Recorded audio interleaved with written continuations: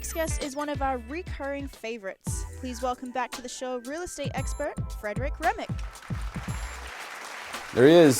Hey. Mr. Remick, how you doing, man? Doing good. Glad to be here. It's a little cold in here, by the way. Yeah, we like that guy. A little frigid. Glad I brought my jacket. So. Vacation rentals. Yeah. This is a huge topic. I've been in the market for some time to look to purchase a vacation rental, so I'm glad you want to talk about this today because I think there is something to it. First of all, I think it's huge for the marketplace. Oh, it is. Yeah. Huge for the marketplace.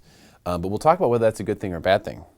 But I do know that it's helping a lot of people. The idea of vacation renting is helping a lot of people supplement income from their own home, but also for investors, it's giving them a whole different way to look at ROI. Correct. So where do you start if you're like me and you're like, okay, I want a rental property, but I don't think I want the monthly tenant situation. Right. I want something that I can buy and I can go use myself, or you know what I mean? Yeah. So I think one of the things that's really great about vacation rentals is that you're generating more income. So if you can imagine a condo in Pacific Beach, for example, you're going to get $3,000 a month for a 2-bedroom, 2-bath. However, that same condo rents for $150 to $200 a night through Airbnb or VRBO. So you can generate $5,000 to $6,000 a month doing it that way. So that's one of the biggest benefits, and you can block time. So if you want to use it for a week, you block it out on your calendar, nobody else can use it, and you're still supplementing your income in the meantime when people are in there. Right. So it's really the best of both worlds. It does take the management aspect of it, which we'll get into in a minute, because that's definitely one of the challenges, is managing it. But from an investment standpoint, it's fairly new, because you think about investment and you really think about people who own apartment buildings, who own multiple unit properties, and they rent them on a monthly basis. And people like us can get into vacation rentals if we can identify the right kind of property. Well, let me start with where I've been looking. Yeah. Which is Big Bear. Oh. Okay. So Okay. been looking in Big Bear. Yeah, sure. Kind of a vacation rental type spot. Yeah. I think the strategy in places like that are seasonal is that you just plan on giving it up the whole peak season pretty much. Maybe you carve yourself out a little bit of time there, but that's where you're going to really get paid. Absolutely. Yeah. And then the rest of the time, you can rent it out sometimes, but use it sometimes. That's sort of what the way I've been looking at it. Right. It's a very seasonal area. You can get into a place there for a reasonable price point. And I like it. Yeah. So those are my criteria. Gotta like it. Yeah. Right? You got to like it yourself. Like you got to buy absolutely. a place that you like yourself, that you could either live in or that you would want to visit. Right. So my wife and I have a place in Lake Arrowhead. Okay. 25 miles from there. Yeah. And we looked at Big Bear and Lake Arrowhead. We chose Lake Arrowhead just for the family aspect and things like that. But you're right, the mountain areas up here are great because you can hit them in 2.5 hours. And you can rent them, especially in Big Bear, obviously. They have the ski resorts. You can rent them all winter long. And there are some people that will rent it in the summer. But you're right, most of your return on your investment is going to be got during the winter.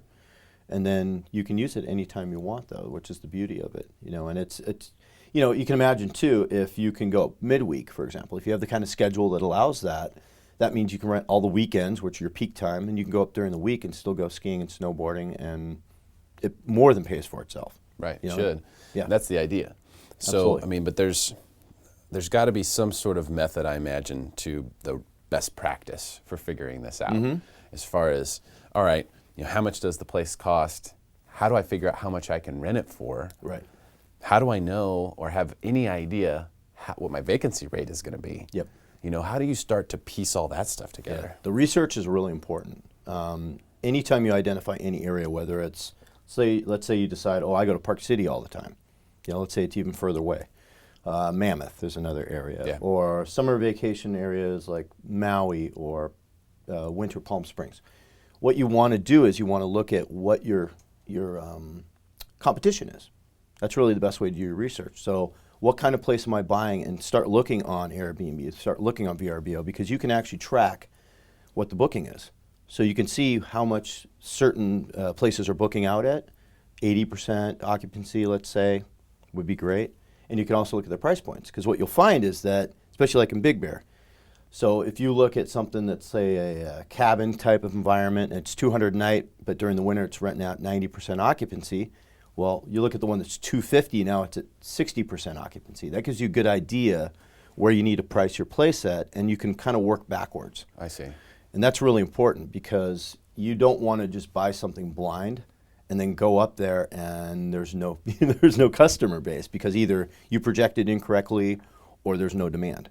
So you have to gauge that demand off of what's existing in the market first. I think also what's important is to find a place that photographs well or has a feature, like a really nice feature. There was one in Big Bear that I didn't pull the trigger on it. Now I wish I would have. Yeah, what did it have? It had an indoor hot tub room with a sauna. That's cool. And it was custom built onto the property. Yeah. And I mean, for the wintertime, it's just perfect. They come in from snowboarding, skiing. Sure.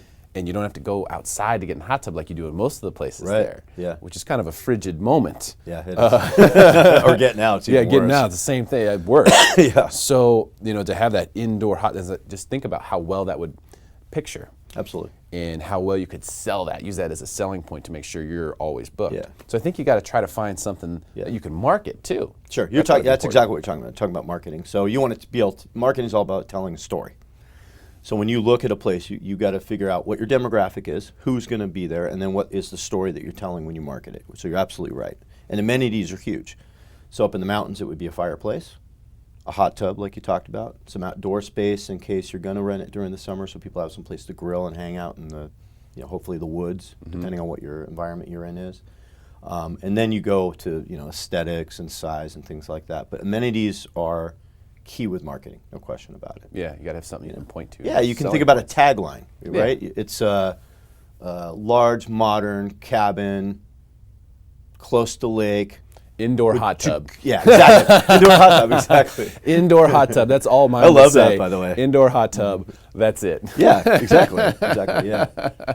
So let's talk about the San Diego marketplace.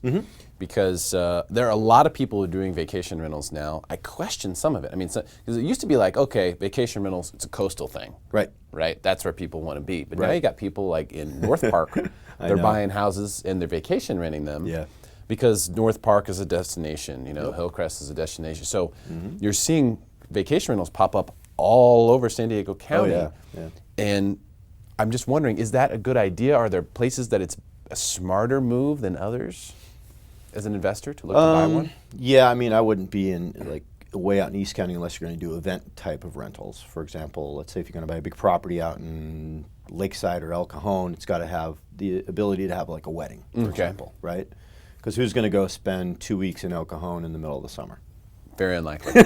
Right? Only someone who doesn't know what they're doing. Yeah. Now, the other thing, too, to look at is when you're looking at what you're going to invest in is your upkeep. So a lot of places in San Diego, a condo seems like a logical choice, right? Because you're not going to have to be as hands-on. You don't have to go cut the yard. You don't have to go water the plants, etc. However, a lot of HOAs are cracking down on short-term rentals. Right. So that's one of the things you really have to look at. And you also, when you get into escrow on a property, let's say you decide to buy downtown, you got to look through the minutes because a lot of these places are soon going to ban short-term rentals. So even though right now you can do it, maybe in 3 months they're going to vote on it, and then all of a sudden you've got a property that you intended to vacation rental, and you've got to go live in it. Yeah, or do a monthly rental. Yeah, or that may not pencil. Or whatever their shortest. Could be 6 months, could be 3 months. So yeah, I think 90 days is what a lot of them are leaning towards. yeah. So those, condos, high rises may be a more risky proposition than now we're talking detached single family homes. Then that's all of a sudden a totally different ball game. Because single family it's hard to get single family homes,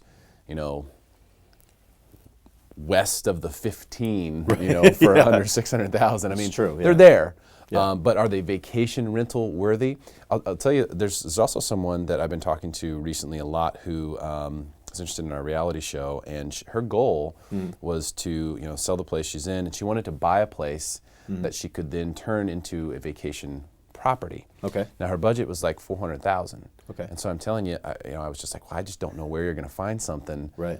Even if you're willing to put work into it, even if you're willing to, put some elbow grease in. Sure. To build an extra unit is going to cost a lot of money. To build an extra room is going to cost a lot of money. But her thought was that maybe it could buy a house and then it could vacation rent one of the bedrooms, and then I could monthly rent one of the other bedrooms. Right. And then eventually rent out the bedroom that I was in, and now go do it again. Right. So does the vacation rental circumstance or idea, does it make sense for someone like that too? It can, yes. That's going to come down to the management of it. Do they have the time to put in to manage that? Because you're talking about a lot of time when you're renting out 3 separate rentals within one home. and then you've got to manage it, or you've got to hire somebody to manage it. But those kind of people don't really exist that manage short-term vacation rentals.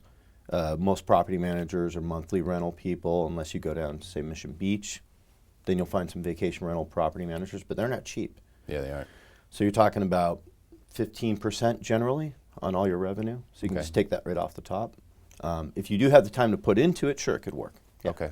Yeah. But that's something that's just going to require a lot of management, a lot of maintenance. Yeah, and you know, and you've got issues with people sharing a shared space where they don't know each other, so they go in the living room and they don't like each other. Now you got to step in and figure out how to reconcile that. So yeah, it creates some problems. I was discouraging, just so you know.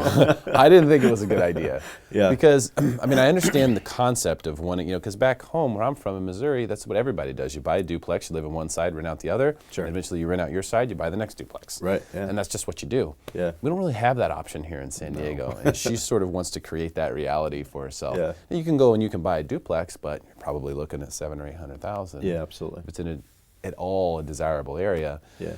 And it probably needs some TLC. Yeah. So it's a tough thing. But on the vacation rental front, it seems that if you can at least get in the right location, for example, even if you have a 400 square foot condo in PB, Yeah. Oh yeah. that will vacation rent. Absolutely. Yeah. And then, like I said, you just have to check CCNRs and things like that. There are a lot of them that do allow it. So I'm not being discouraging, but Some don't. Not all have HOA. you just have to recognize that that is a possibility, that when you get into escrow, that you've got to look through the CCNRs real close and make sure you can do it. Right. There's a couple of them, like in the Ocean Beach area, that pencil out great. There's Pacific Isles one. They go for about $250,000, 1 bedroom, 1 bath, and they clearly allow short-term rentals. And mile to the beach. So I think the other thing to remember too is people that come in from out of town. We're used to San Diego, so we think, oh, it's got to be right on the beach. But it really doesn't. It can be within striking distance. A bike path, so you provide bikes, a hiking trail, a walking trail, whatever it is. I mean, you could probably go a couple miles from the beach, and for somebody who's from the Midwest or the East Coast, it's like paradise, right? You know, it's not a big deal. Yeah, if you're 6 blocks from the beach, that's pretty much beachfront for someone who's out of So you shouldn't eliminate properties just because of their proximity to the beach. You got to look at population densities around it, what's there, what you can offer, amenities like you talked about within if it's a condo complex, it's got a pool, it's got a jacuzzi, it's got a workout facility. These are all marketable amenities. So. And that's key. Absolutely. Frederick Remick, thank you so much for Hey, coming you're in today, welcome. my friend. Really Absolutely. appreciate it. Yeah, you got it. Stick around for Senior Stay or Go TV right here on Channel 4.